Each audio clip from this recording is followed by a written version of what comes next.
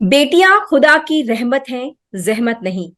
दुनिया को ये पैगाम देने वाले पैगंबरे इस्लाम हजरत मोहम्मद साहब की पैदाइश के दिन पर आज हम आवाज़े खवातीन के मंच पर चर्चा कर रहे हैं औरतों के हक और हुकूक की।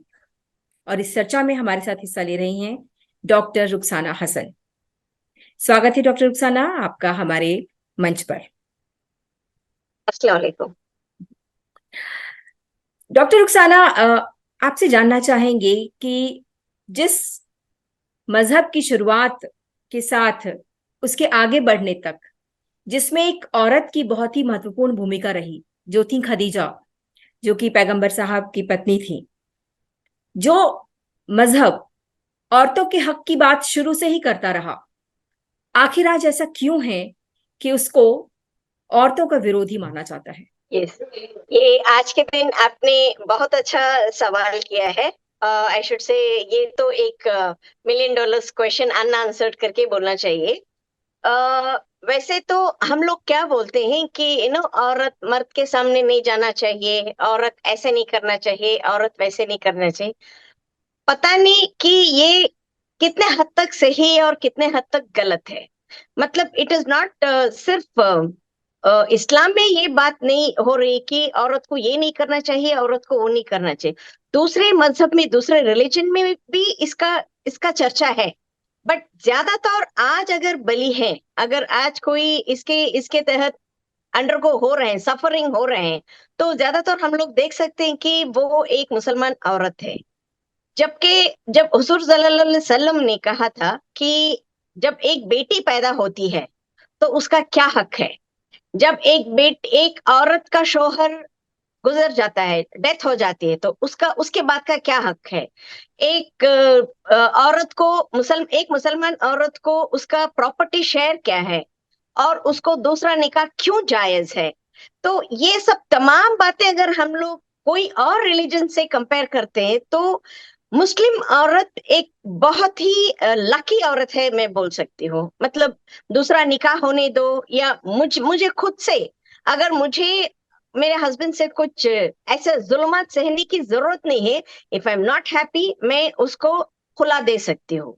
ओके, नॉट दैट सिर्फ वो मुझे तलाक दे सकता है, ऐसी बात नहीं। जब वो, अगर मुझे वो देखना नहीं रहा है, अगर मेरा एक्सपेंडिचर्स नहीं देख रहे हैं, या मेरी मेरी मेरा जो पर्सनल सुख है, अगर वो भी ये नहीं कर रहा है, देर आर मेनी रीजंस कि मैं किस रीजंस में मैं खुला ले सकती हूँ करके। उसके बाद जो हस्बैंड की प्रॉपर्टी होती है उसमें मेरा क्या हक है। So there are so many things which are happening, but I don't know. आज की दुनिया में जब देखते हैं तो आप मेरा ही एक एग्जांपल लो। मेरे इतने सारे औरतों में, आई थिंक मेरे पूरे खानदान में मैं एक ऐसी औरत हूँ जो बाहर जाती हूँ, बाहर से काम करती हूँ। एंड मैं जो काम कर रही हूँ एकदम अननेचुरल, अनयूजुअल काम करती हूँ। मतलब जहाँ के जे एक आदमी पीकर पड़ा हुआ रहता है तो मैं जाकर उसको लेकर आती हूँ। तो ओ माय गॉड, ये कैसी औरत है। मतलब देयर इज अ टैग, मेरे ऊपर एक टैग लग जाता है। शायद घर के आदमी वो टैग के लिए डर के अपनी औरत को बाहर नहीं भेज रहा है। मेरे जितना तो मेरा एक्सपीरियंस है, मैं ये बोलना चाहती हूँ कि सब लोग ये डरते हैं कि समाज क्या कहेगा। समाज से डर कर आज हम लोग ये करें। अगर हुजूर सल्लल्लाहु अलैहि वसल्लम का अगर हम लोग ये देखेंगे तो उनकी पहली बीवी, बीबी खदीजा, उन्होंने, she was a very big business women. तो वहां से हमें मैसेज मिलता है कि whether Muslim women can do business और not. So there are many examples हम लोग देख सकते हैं कि वेदर इट इज एजुकेशन में रहने दो, बिजनेस में रहने दो, सोशल वर्क में रहने दो, वो टाइम से हम लोग को we have that liberty. But आज के दिन क्यों नहीं कर रहे हैं। माय एक्सपीरियंस, जहां तक मेरे सोसाइटी, मेरे कम्युनिटी में मुझे ऐसे लगता है कि वो औरत का नाम बदनाम हो जाता है, इसीलिए बेटर घर में रहो। जी डॉक्टर रुखसाना, हम आपसे जानना चाहेंगे कि ये तकरीबन 1400 साल पहले इतना बड़ा बदलाव आया, जबकि औरतों को इतने सारे हक दिए गए, एक मजहब ने दिए। कुरान के हवाले से क्या आप हमें बता सकती हैं वो कोट करके, कि जहां पर ये कहा गया है कि बेटियों को किस तरह का हक मिलना चाहिए, या पत्नी के लिए क्या फर्ज होते हैं, या बहनों के लिए क्या फर्ज होते हैं, ये सारी चीजें जो हैं, क्या आप हमें कुरान के हवाले से बता सकती हैं?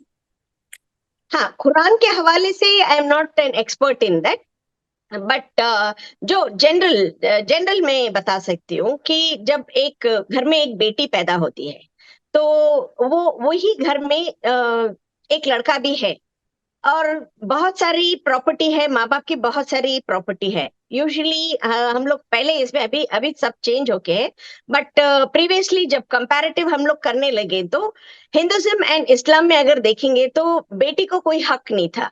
बट ये उस जमाने से हम लोग को 40% हक है।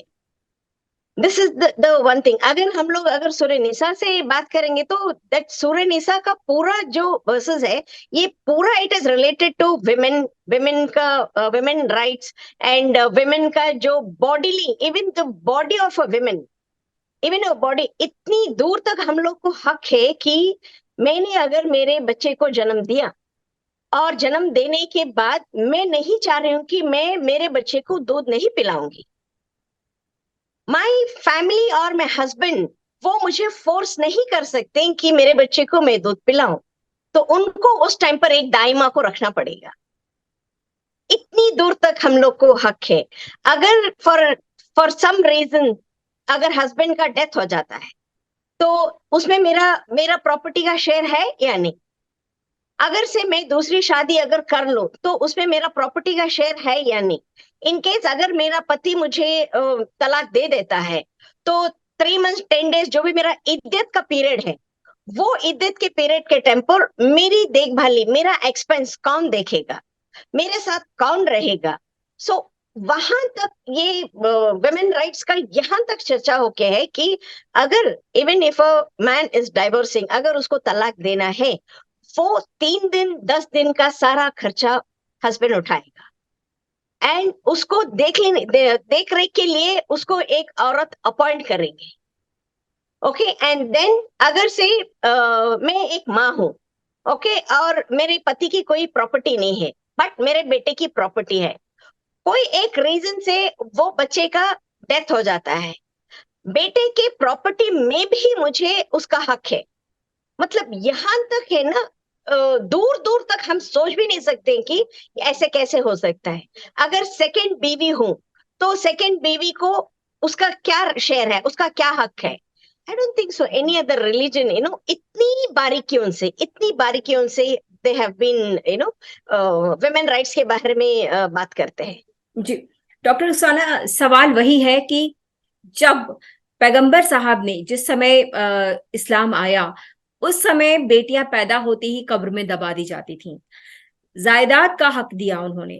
उन्होंने वो सारी औरतों के हक में जो भी और चीजें थी, वो सारे जो हैं उन्होंने नियम कायदे बनाए, और उनको बाकायदा जो कुरान में है।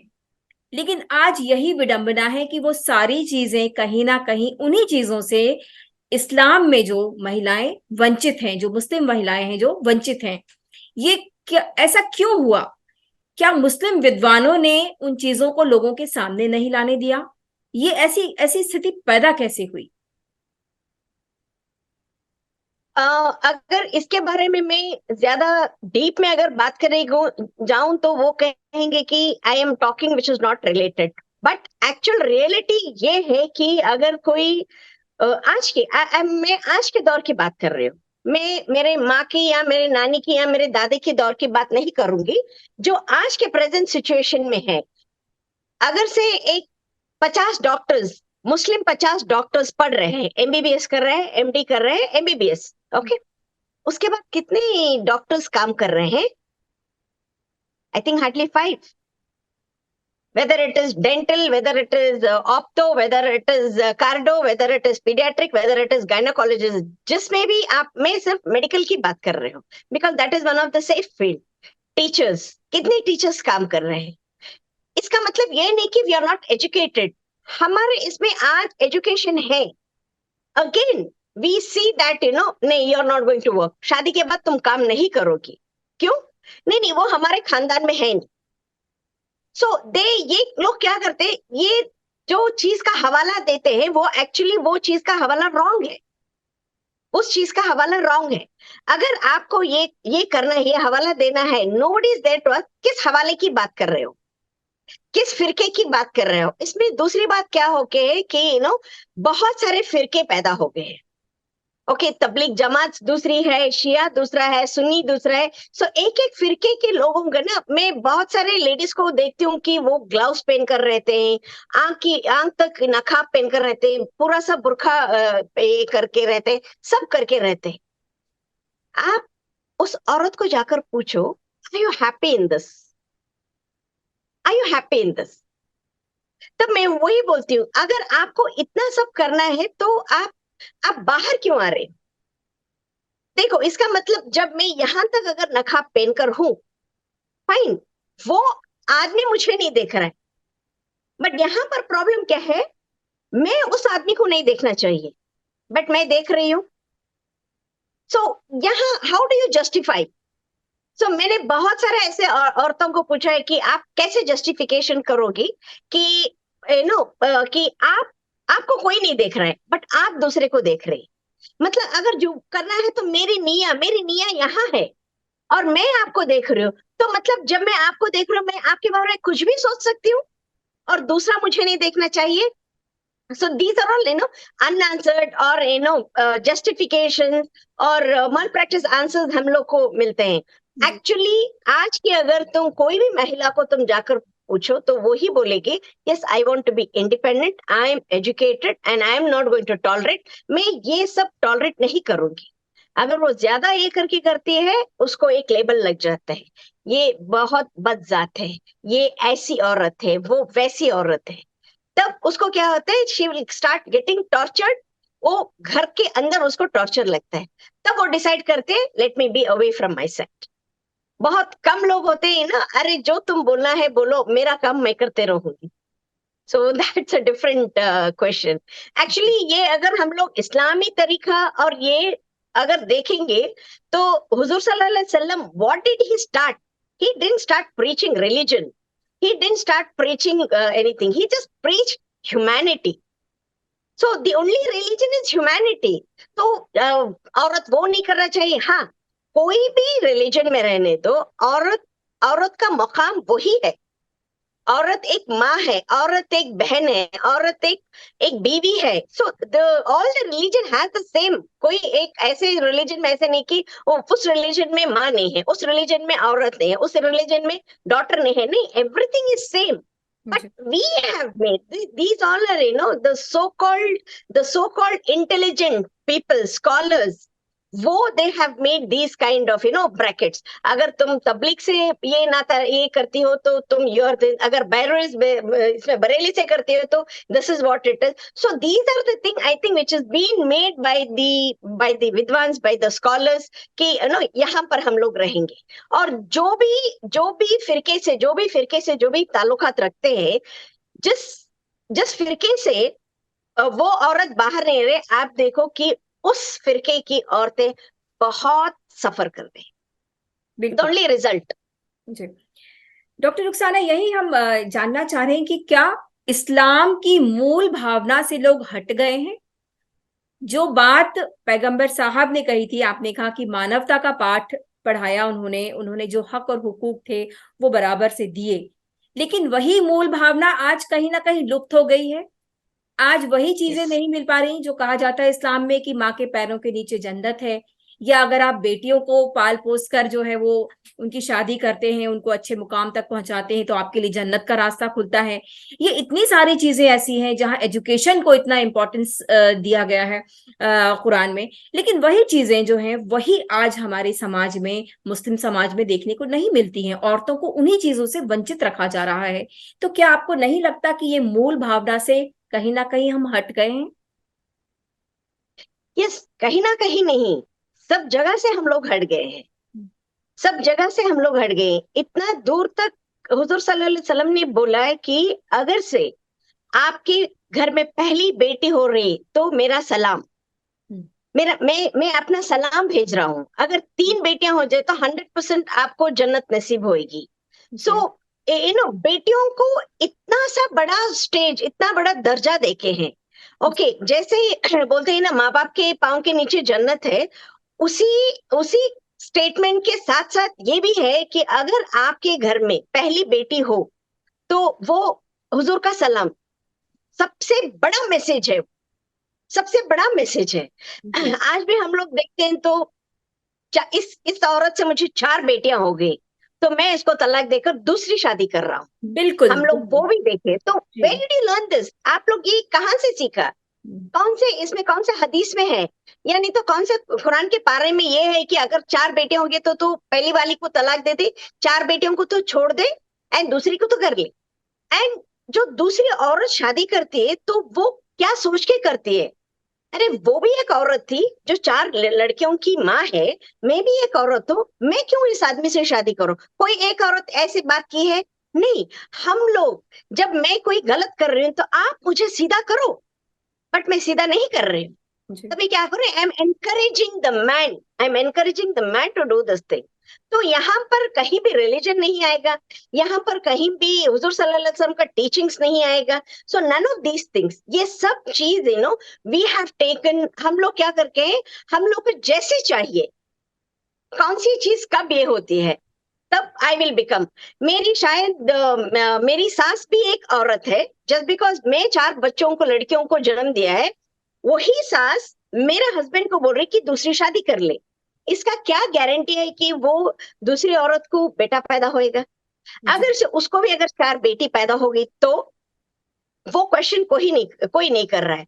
तो इट इज अगेन औरत को औरत ही दुश्मन है, औरत ही मर्द को इन्फ्लुएंस करती है। ये सब चीजें Ratna, we have nowhere, religion कोई बिलोंग नहीं करता है यहाँ। दिस इज बिल्कुल ऑल योर सेल्फिश थिंकिंग।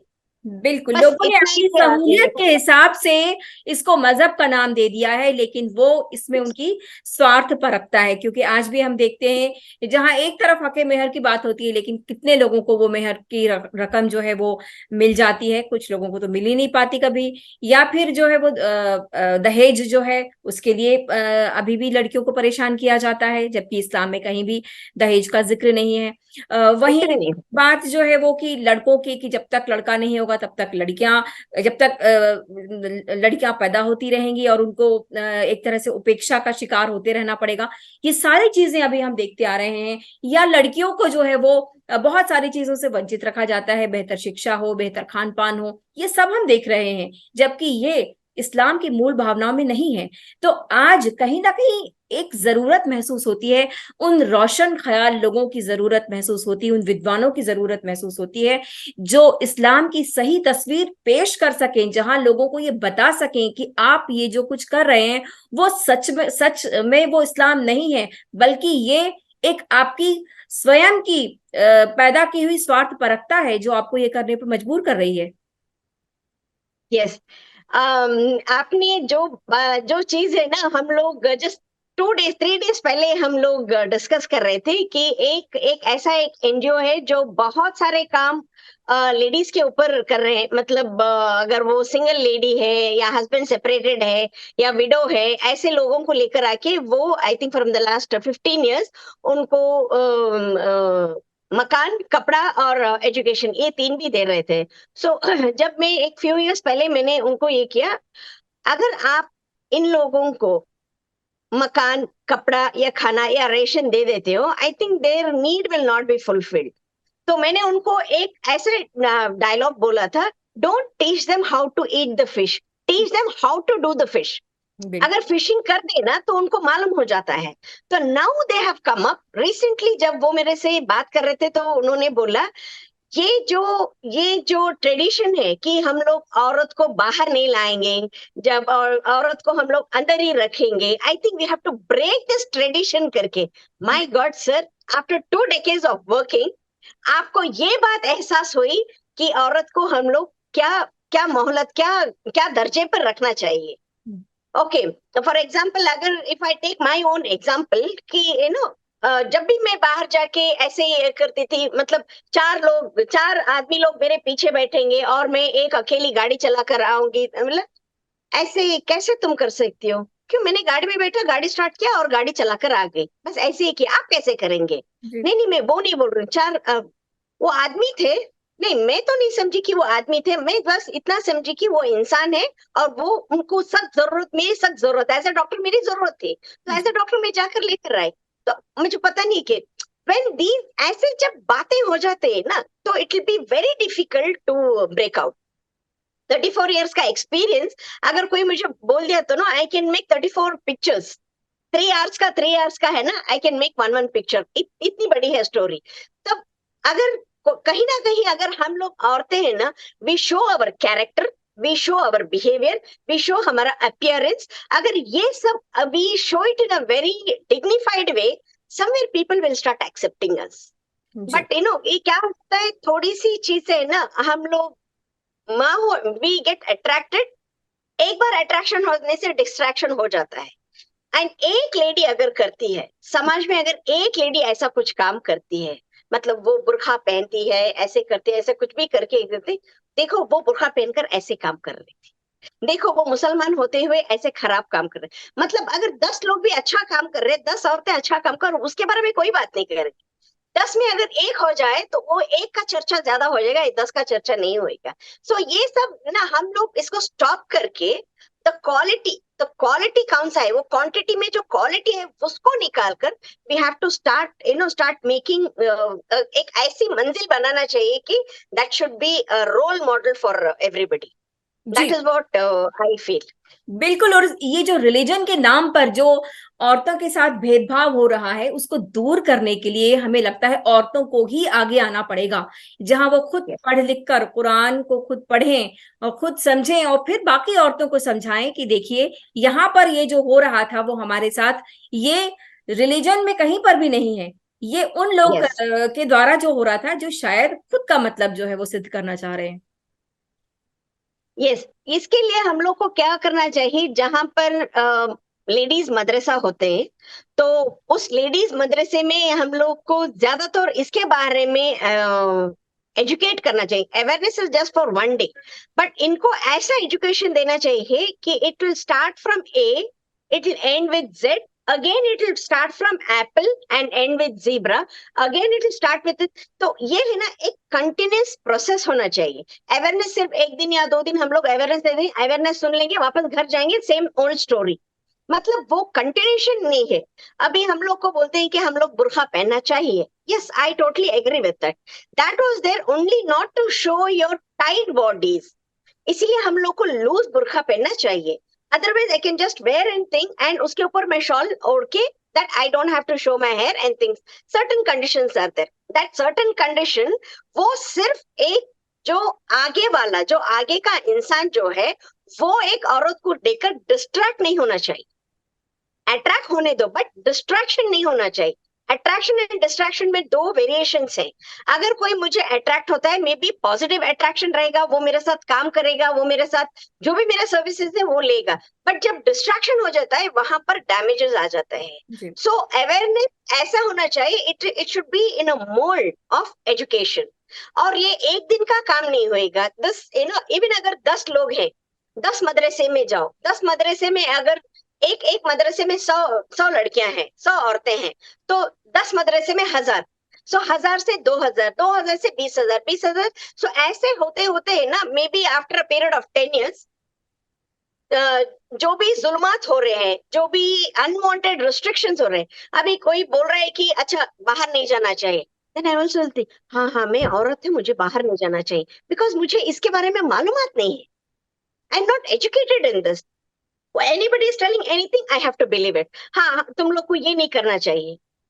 सो जी। अभी भी है ना, जो औरत है उसको खुद पता नहीं कि वो क्या कर सकती है और क्या नहीं कर सकती है। अगर when I stand and talk ऐसे, तो तुम्हें नहीं मालूम, you are out of the thing, out of the box, तुम मुसलमान औरत कहने के लायक ही नहीं है। व्हेन यू गेट ऐसे जजमेंट मिल जाते हैं ना, तो पीपल से नहीं नहीं नहीं, मुझे सोसाइटी में मेरा नाम खराब नहीं होना चाहिए, जी।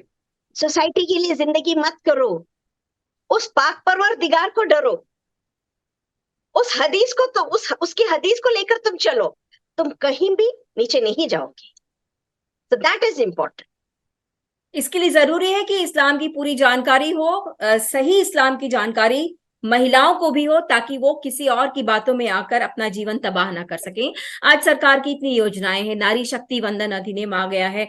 अब महिलाओं के आगे बढ़ने के लिए बहुत सारे मौके जो है वो बढ़ते जा रहे हैं लगातार। उन राजनीति में जाने के उनके अवसर हो रहे हैं, वो नीति निर्धारण में हिस्सा ले सकती हैं। लेकिन कहीं ना कहीं सोच में बदलाव भी जरूरी है, ताकि महिलाएं जो हैं वो अच्छी तालीम हासिल करके एक मुकाम तक पहुंच सकें और आगे एक जिम्मेदार व्यक्ति की भूमिका निभा सकें समाज और राष्ट्र के निर्माण में। और इसके लिए जरूरी है कि हम सबको मिलकर कोशिशें करना चाहिए।